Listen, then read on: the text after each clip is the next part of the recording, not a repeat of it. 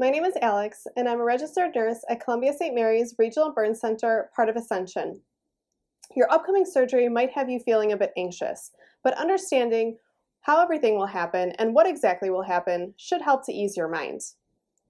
Your surgeon has just recommended that you need skin grafting. What exactly does that mean? The skin is the largest organ of your body. It's very complex and it serves many different purposes. A burn injury can result in a loss or disruption of some of these functions. A burn is an injury to your skin that is caused by electricity, heat, chemicals, radiation, or friction. The most common burns are caused by contact with fire or flames, scalding liquids, or hot objects. Burns can happen very quickly and can be very painful.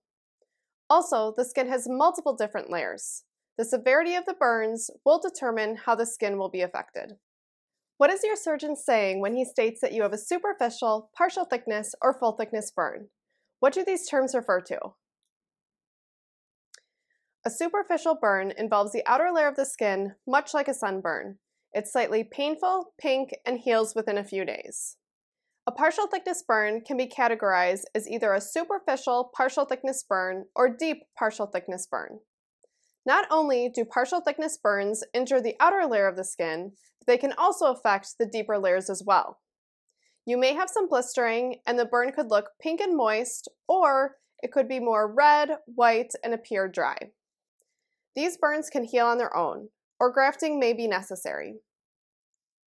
Full thickness burns extends to all layers of the skin. The skin may look black or white, dry or leathery. Skin grafting will be needed for healing. Treatment will depend on the severity of the burn injury, but major burn injuries will require prolonged treatment and hospitalization in the specialized burn center.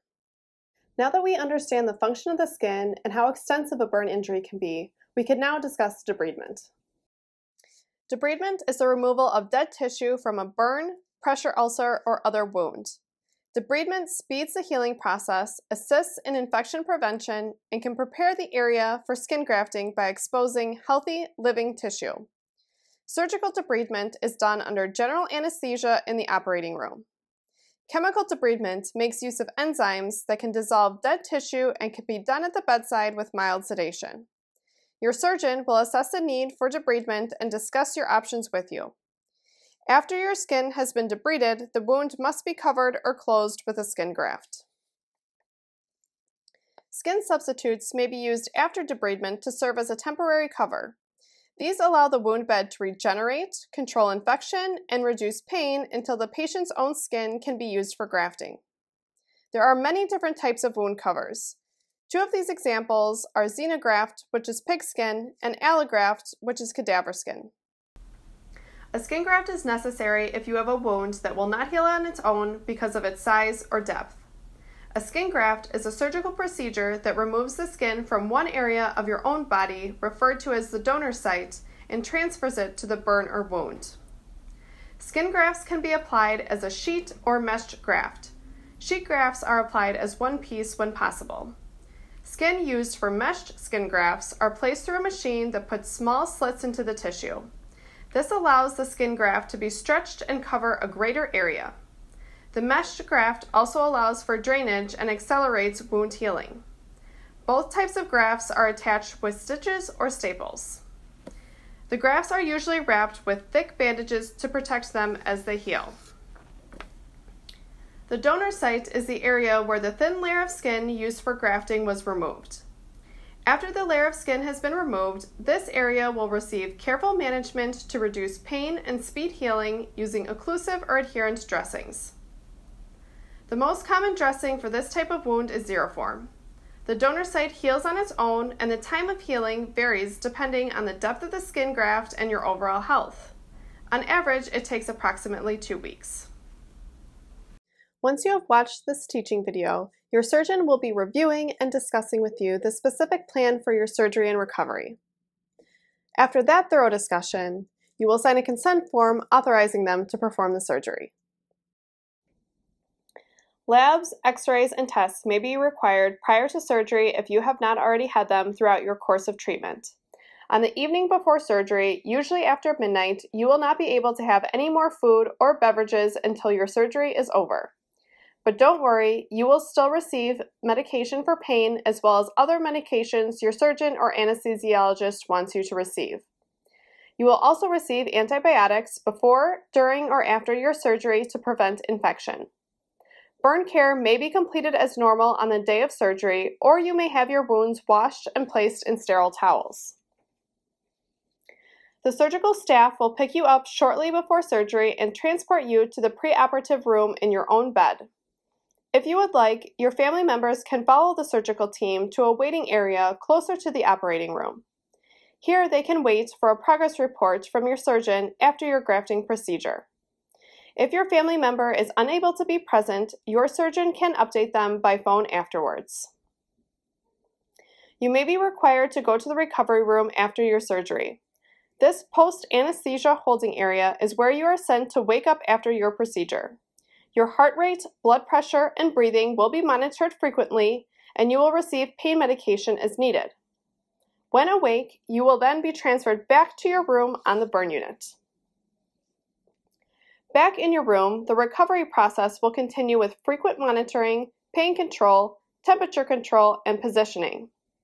Your nurse will examine your grafts and your donor sites for any drainage. There will be increased pain post-operatively. Legs and arms may be elevated on additional pillows, and every effort will be made to make you comfortable. After an initial examination, your family will also be allowed back into your room. You may be placed on bed rest for a limited amount of time and may have a urinary catheter placed to eliminate excess movement or prevent moisture to the grafted areas. You may be cold, nauseous, and experience sore muscles and possibly a sore throat. These symptoms are common but temporary. You may then start having ice chips, juice, or even a meal within the hour of returning to the burn unit. Here at Columbia St. Mary's Regional Burn Center, we strive to provide excellence in patient-centered care. You will continue to receive regular visits from our healthcare team at least once an hour. We are here to assist you in pain control, positioning, personal, and elimination needs. We will ensure that your room environment is to your liking and that your phone and your call lights are nearby. Please feel free to ask us any questions regarding your progress, plan of care, and comfort. Now, let's talk about your recovery process, including physical and occupational therapy, your diet, as well as support for you and your family. Hi, my name's Sarah, and I'm the physical therapist assigned to the burn unit. Your outcome from your burn injury is very important to us. We will work together as a multidisciplinary team to help you achieve the best outcome possible. Your doctor may order physical therapy for you to support your recovery. The goal of your physical therapy program is to help you meet your goals related to your ability to function as you did previous to your burn injury. You may require physical therapy preceding your surgery to maximize your movement, your mobility, positioning, and general conditioning, working within the restrictions that your doctor has placed, which may include bed rest, restricted activity, or limited weight bearing. The physical therapy program will address deficits in movement with the goal of minimizing limitations. Your physical therapist will coordinate your program daily with your care team to facilitate optimal pain management for you. Following your surgery, you may have restrictions in your mobility, range of motion, and activity. Physical therapy will resume when you are permitted to advance your mobility and participate in an exercise program. You can expect physical therapy 1 to 2 times per day as needed until you have met your goals for discharge. Goals will include safe and independent mobility, including transfers, walking, and stair climbing if you have stairs at home. In addition, your physical therapist will individualize an appropriate progressive exercise program for you to be self-reliant as you continue your recovery. It is important for you to understand and adhere to all recommendations related to exercise, activity, and positioning to achieve an optimal recovery. Your ability to function is very important to us. Your care team will support strategies to facilitate all components necessary for you to be successful. If you have any questions during your recovery, please don't hesitate to ask. I'm here to help. Thank you. Hi, my name is Eileen. I'm an occupational therapist working on the burn unit. In therapy, we're helping our patients to regain as much of their prior level of independence as possible, including their motion, their strength, their coordination. We also want to minimize any kind of scarring that you might have.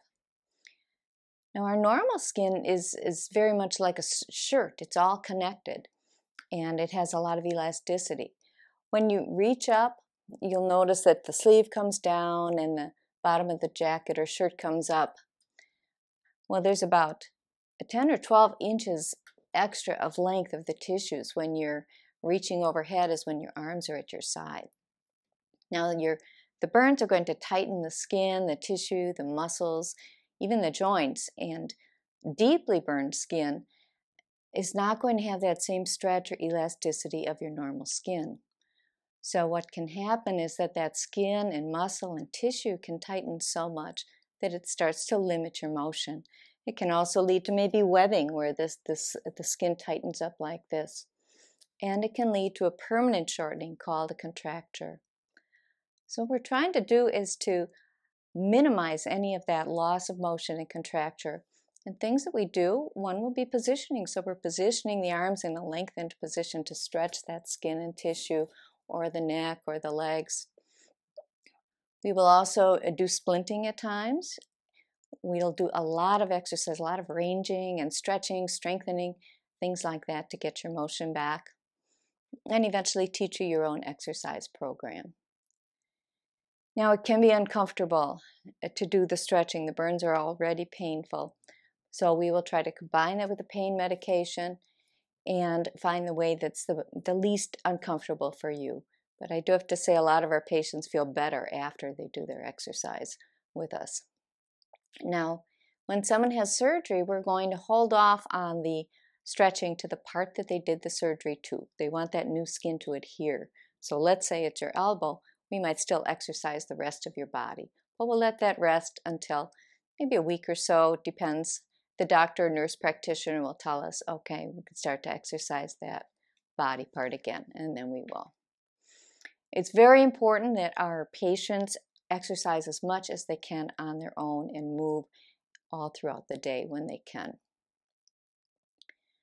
Now, the skin and the tissues are going to tighten back up after you exercise, but don't get discouraged. The more you continue to do it, you're going to have tremendous benefit, and it'll really help a lot long term with that.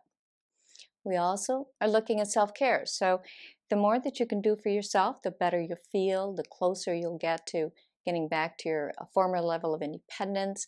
And it's also going to help you to move. You know, eating, for example, is going to help you continue to move back and forth. Sometimes we might make some adaptive equipment to help you do that as well. Again, we're looking at minimizing scarring down the road. Now, any skin or burns that take more than 2 to 3 weeks to heal or need grafting are going to be more prone to tightening up as well as to scarring, maybe that bumpy kind of look. And that healing process can take even 12 to 18 months. It can continue after an original burn for those areas. So we look at ways to minimize that. Again, we're back to that positioning and the exercise and the splinting, the stretching, the strengthening, but we also find the compression helps a lot. So we might be fitting you with some tighter fitting garments, and you could use those for about 12 to 18 months, and that will help. We might do gels, we might teach you some massages. Your therapist is going to work with you for your own independent program and to help you to minimize the scars and get back your independence. Please feel free to call us or contact us throughout your stay or afterwards so that we can help you on your road to recovery. Thank you. Hi, my name is Kelly. I'm one of the dietitians that works on the burn unit. So it's my job to help make sure your body has all the nutrition it needs to help heal. So during times of injury or illness, our body needs to work really, really hard to heal. So we'll need extra calories or extra energy. And also your body will need extra protein because protein serves as a building block to help rebuild new tissue. So part of the ways we can work together to help you heal is we can talk about good protein foods, good nutritious foods. We can talk about protein shakes or protein supplements, anything like that if needed. Or we can also talk about nutrition support. So I'll be following with you throughout your stay to make sure your body gets everything it needs to help with healing. My name is Sarah. I'm from the case management team here at the burn unit. I'm here to help with discharge planning for what you will need when you do discharge back home. You may need things like wound care supplies, home nursing, or ongoing physical and occupational therapy. Any of those needs I'm here to help with. Hello, I'm Dr. Christine Harness, and I am the clinical psychologist at the Regional Burn Center. My job on the unit is to help patients and their families with any emotional needs they may have as a result of being on the unit. Most people don't wake up in the morning knowing that they will end up here at some point in the day, so there's typically some type of trauma associated with their stay here, and my job is to help ease that in any way I can. Now that we have heard from the interdisciplinary team, let's talk about when you can go home. How long you remain on the burn unit depends on several different factors. How severe were your burns? What kind of complications did you have? Do you have pre-existing conditions? What is your family support system like at home? Is there someone who is going to be able to assist in your cares? A great way to assist in your healing process is to be an active participant and do as much as you can for yourself. Learn how to wash and care for your wounds. Do your best to increase the amount of protein and healthy calories in your diet. Assist occupational and physical therapy by keeping your appointment times and actively work on the exercises that they recommend. In addition, once you are discharged from the hospital, expect to follow up in our outpatient burn clinic where they will be monitoring and assisting in the final stages of your healing process. Traumatic experiences are frightening events, and they can create a sense of uncertainty, anxiety, and a sense of loss for patients and their families. The process of adapting to a burn injury is complex, and it requires a team approach. During your stay, you may face many challenges, but know that our care team is here to assist you in obtaining optimal physical, psychological, emotional, and social health. Thank you so much for your time and attention.